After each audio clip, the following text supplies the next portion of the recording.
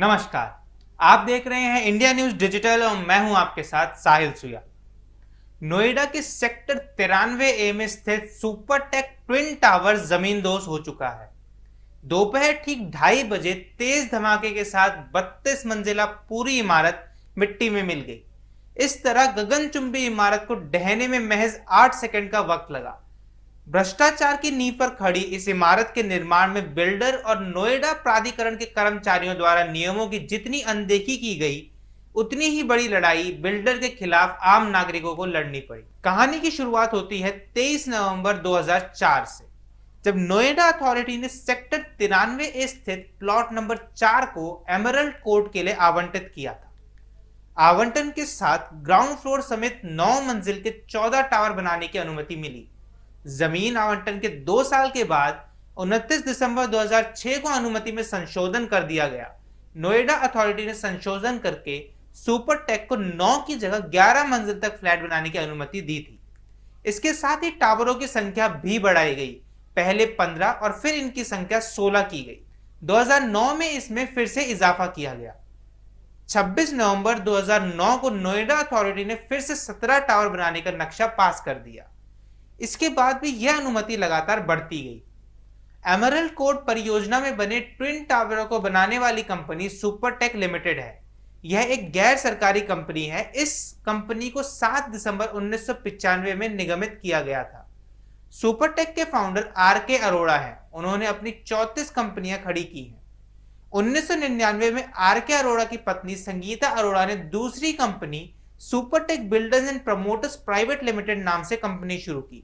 Supertech ने अब तक नोएडा, ग्रेटर नोएडा, मेरठ, दिल्ली एनसीआर समेत देश भर के 12 शहरों में रियल एस्टेट प्रोजेक्ट लॉन्च किए हैं। नेशनल कंपनी लॉ ट्रिब्यूनल ने इस साल कंपनी को दिवालिया घोषित कर दिया था।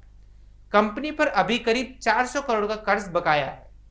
2 मार्च 2012 को टावर नंबर 16 और 17 के लिए फिर से संशोधन किया गया।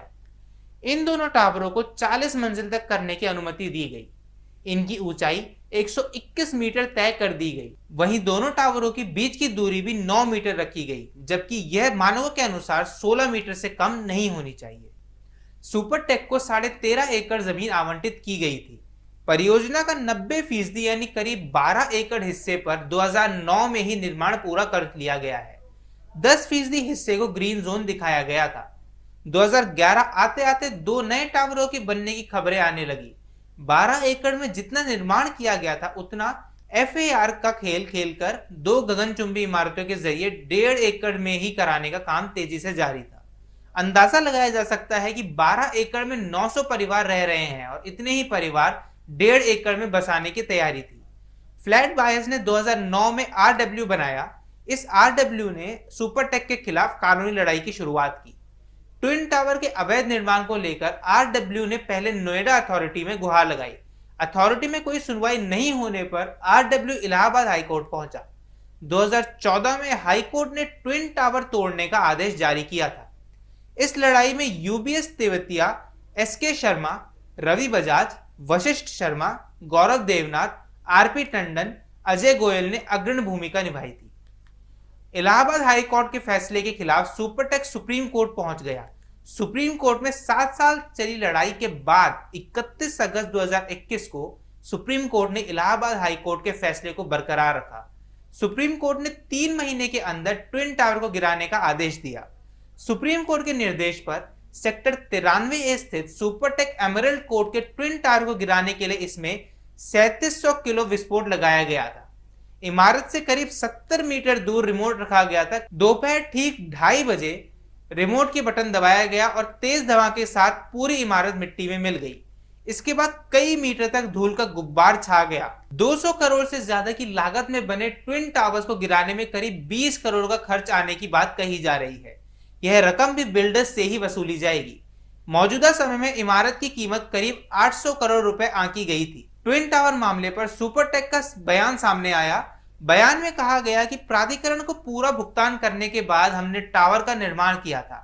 हालांकि माननीय सर्वोच्च न्यायालय ने तकनीकी आधार पर निर्माण को संतोषजनक नहीं पाया है और दोनों टावरों को ध्वस्त करने का आदेश जारी किया है।